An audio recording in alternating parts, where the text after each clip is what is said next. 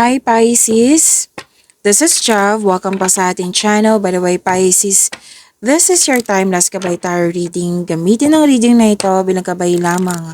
Tandaan Pisces, ito po ay general reading.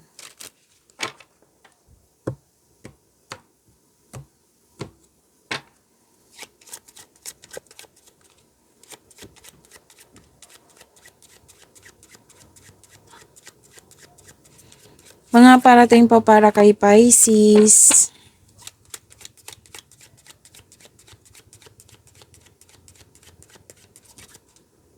Malun. Maaring home base yung trabaho nyo po. Or nagpasya kayo na i-home base yung trabaho nyo.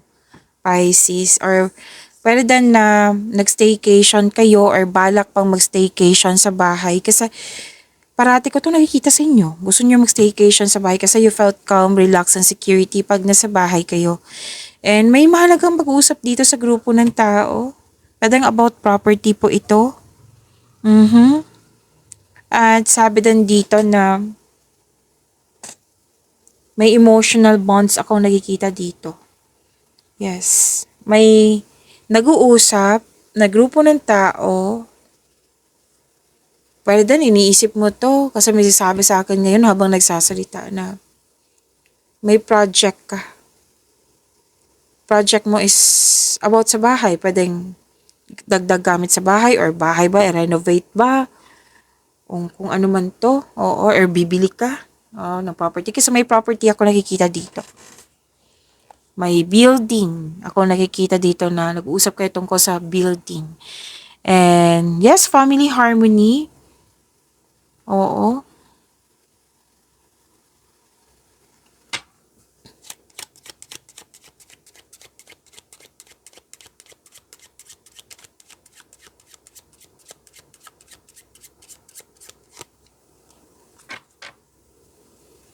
May ano dito.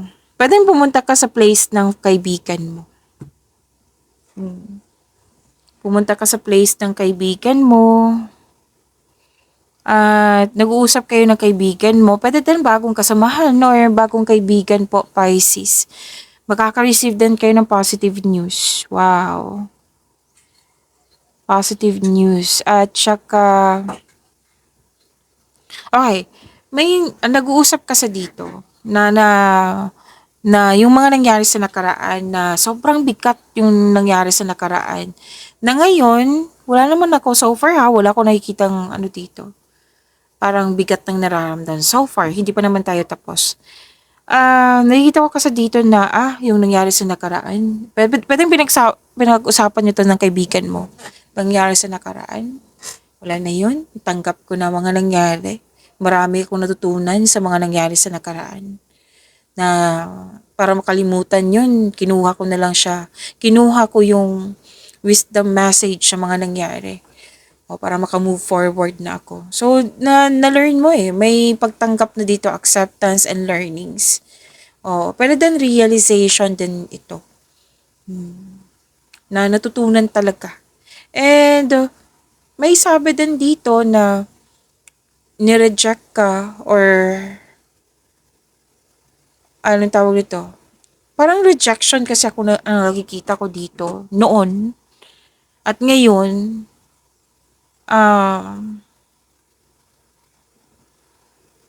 ready ka na, okay, rejection, so tanggap ko. Yan. In-acknowledge ko yung rejection para maka-move forward. Yan. May nakita kong ganyan. May kausap ka dito na isang babae. Pwedeng ito yung kaibigan mo. At you felt comfort. Like, hiyang na hiyang, like, very comfortable kang nag-share sa kanya.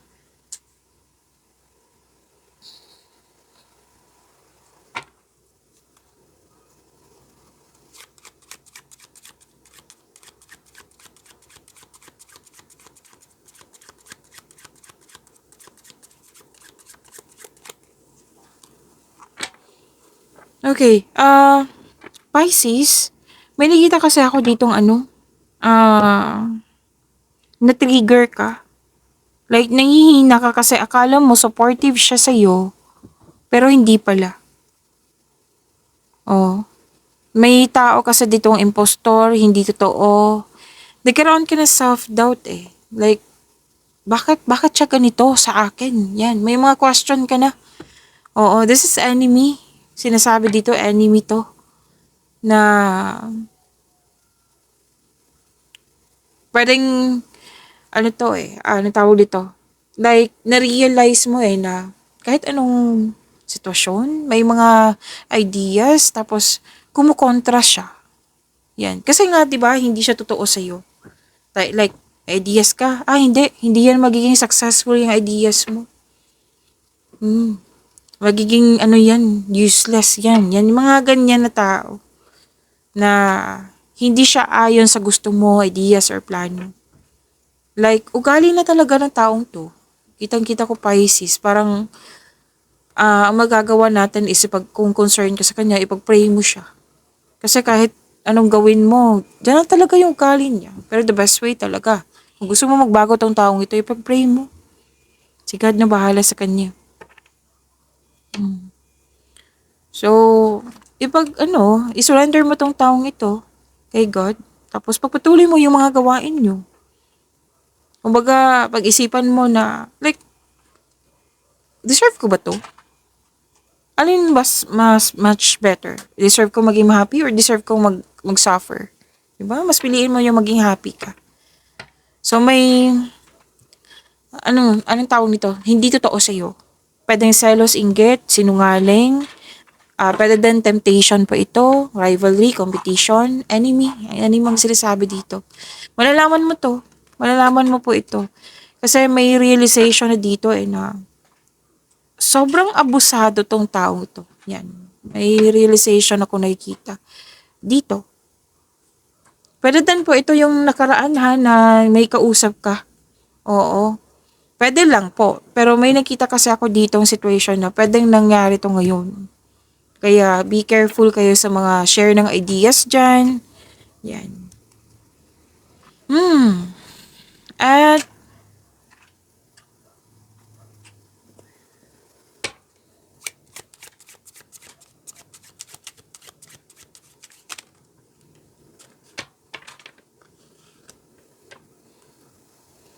may ano dito.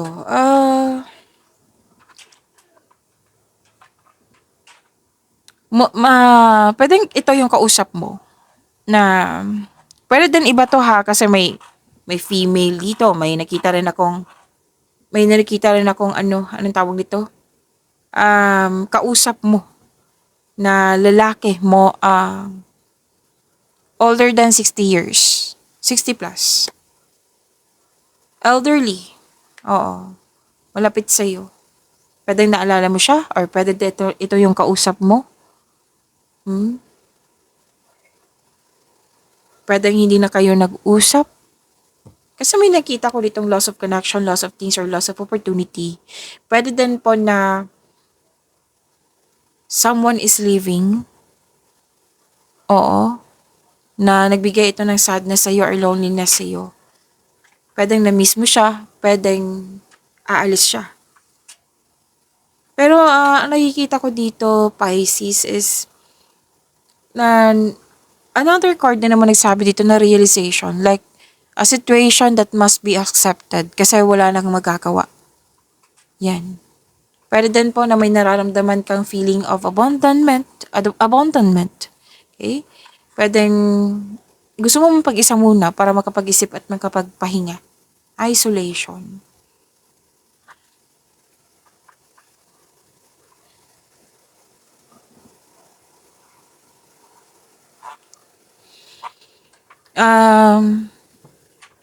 Pwedeng may balita na hindi mo magustuhan na ito yung nagbigay ng discomfort sa iyo or nagbigay ng obstacle. Oo. Kasi sinabi ng court dito na posibleng i-ignore mo to or ignore or hindi, ano tawag dito, hindi haharapin. Pwede. Kasi sinabi ng court na pwedeng nabigla ka nga na ito yung dahilan talaga ng discomfort ka. biglaang pagbabago. So, something is need of your attention. Okay? Bigyan ng atensyon. Kung ano man to, bagay ba to, sitwasyon or tao. Tapos may bibigyan sa biglaang pagbabago. May sinabi dito na bibigyan mo na aksyon. So sabi ng card, wag mo siya, kung biglaan to, syempre bigyan mo siya ng aksyon. Pwedeng agarang aksyon to. So sabi ng card, pag-isipan na mabuti. Stop and rethink. Kung si action 1, ito yung gagawin ko, ano yung consequences niya.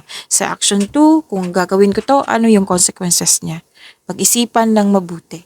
Tapos may ano dito, usapin tungkol sa damage, distraction, galit, argument, pwedeng na-provoke din kayo ngayon. So, put limitation kasi hindi yan nakakabuti sa yung energy. Okay?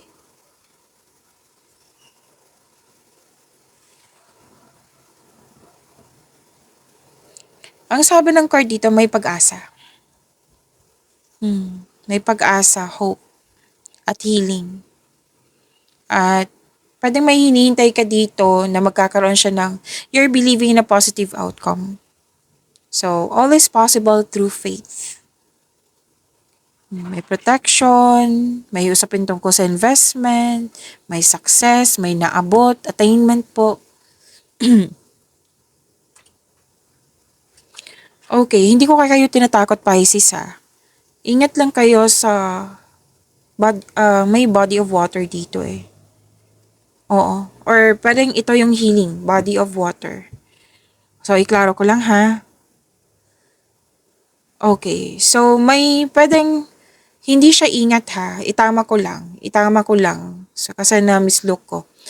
Hindi siya ingat sa body water. Kundi, pwedeng ito yung healing mo. Like for example, magkaroon ka ng time for sa nature, na magkakaroon ng beach outing.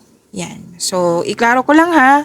Itama ko lang. Baka sabihan niyo ako na ano ba to si Miss Job, naguguluhan. So, itama ko lang.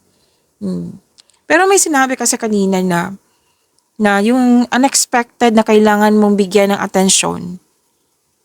Kasi may warn eh. May warn na sinasabi dito. I think tungkol to sa mga taong hindi totoo sa'yo. I think this is about sa past or sa old person, pwedeng na mismo. Oo. Na may biglaang pagbabago na hindi mo siya natanggap agad. Okay? Pero ang sinabi naman ng card dito na at the end of the day may pag-asa. Yes, may pag-asa. I-claim niyo po tong hope na ito. Success, attainment, yan, i-claim mo. So, itama ko lang yung body of by the water ha, yung water na sinasabi ko na hindi mag-ingat kundi pwede din. Oo, mag-ingat na lang sa water. Basta body of water na posibleng mag-spend time ka sa beach outing or pwedeng pool. Yan. Okay?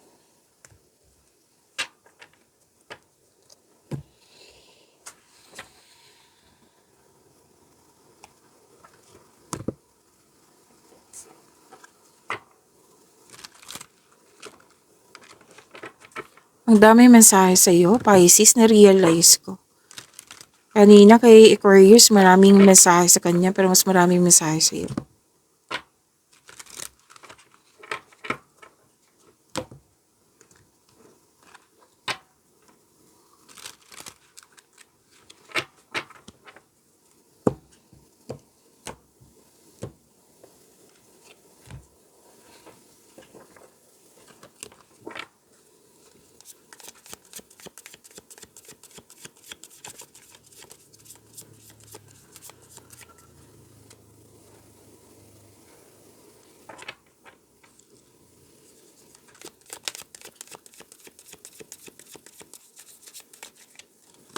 Energy niyo po ito, Pisces.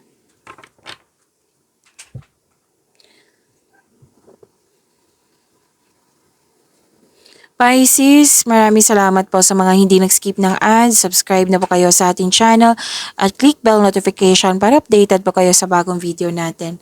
Para sa mga gusto magpa-reading po, comment po kayo ng personal reading and check my reply sa comment section.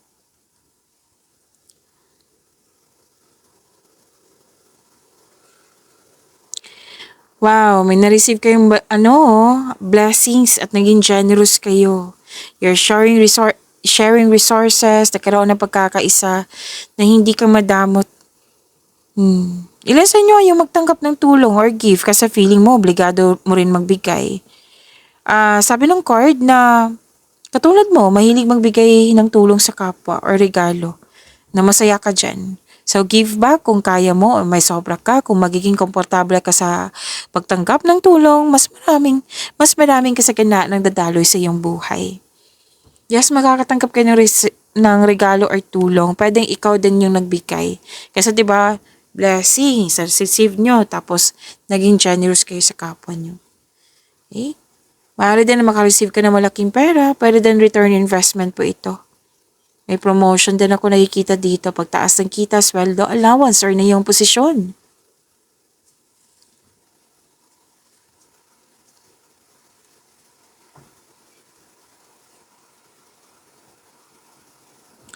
May dumating na opportunity na bibigyan mo siya ng agarang aksyon. Yes, malakas ang loob mo dito eh. Oo, na this is a go signal also. Nabibigyan mo talaga ng aksyon yung matagal mo ng plano, desisyon, ideas or plano, or yung opportunity na biglaan dumating tapos bigyan mo talaga siya ng agarang aksyon. So, increased confidence ang nakikita ko dito.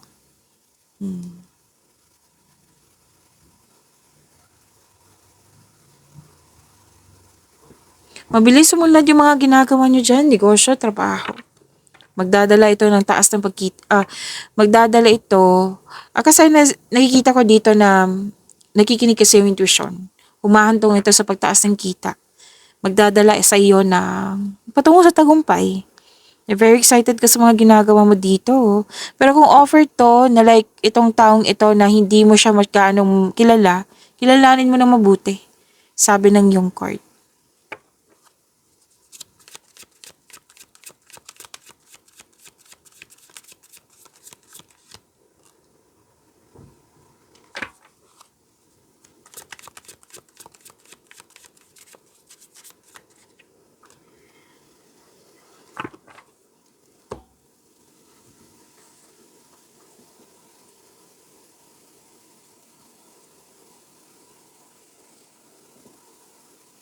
Okay, sa career and money niyo po, Pisces. Oh, makaka-receive ka ng malaking pera, oh. From here to here. Yes. Makaka-receive ka ng malaking pera. Ang ilan sa inyo, may plano kayo mag-resign para subukan yung ibang career opportunities. Magkakaroon ng financial stability, oh. And some of you, mag-uuwi para magbakasyon. Or pwede din na umiiwas ka sa toxicity. Yes, may ano dito. Business travel, paglilipat ng lugar, paglilipat ng bagay, paglilipat ng tao, bakasyon. You're embarking on a healing journey.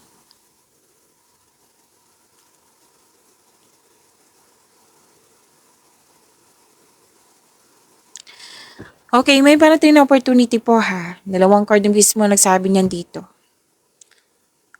May fear kasi ako nakikita dito na like gusto mo siya pero may fear akong nakikita. Oo, may fear ako nakikita dito na sabi ng card na tanggapin mo itong opportunity na ito na may kasamang konkretong plano na huwag mag-alinlangan kasi magbibigay po ito ng kaunlaran sa iyo. So, galingan mo sa opportunity na ito, gumawa ng konkretong plano, at kung magkakaroon na siya ng positive outcome, magkakaroon siya ng recognition. Kung magkakaroon siya ng recognition, dadagsa yung opportunity sa iyo. Posibleng dagdag trabaho to or dagdag kaalaman. Basta may success ako nakikita dito at dadagsa yung opportunity sa iyo.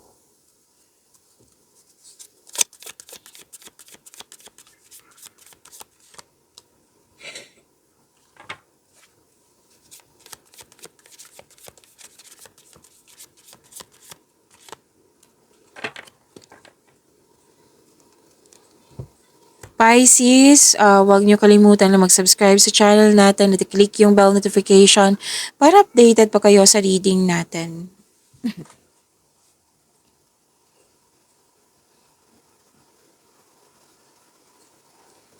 Someone is giving up.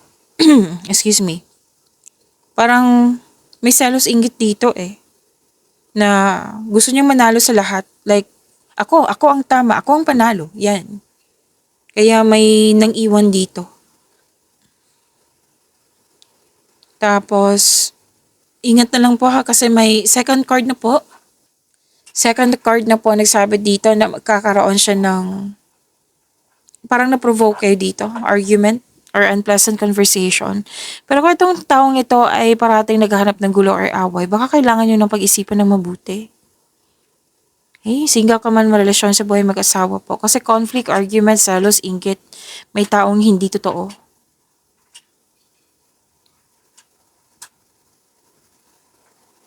Magkakaroon po ng healing. Mag-move forward ka. Yes. Ang ilan dito, lalo na sa couple, magkakaroon ng maging kalma kayo, nagkaroon ng pagkakaisa. Oh, may kasal? May celebration, any kind of celebration, or tapos na yung construction, or di kaya kasal ito, or malapit na. Anniversary, monthsary, kung ano man itong celebration na ito. Pag-imanin niyo po yung blessings sa binigay sa inyo, Pisces. See you tomorrow. Maraming salamat po.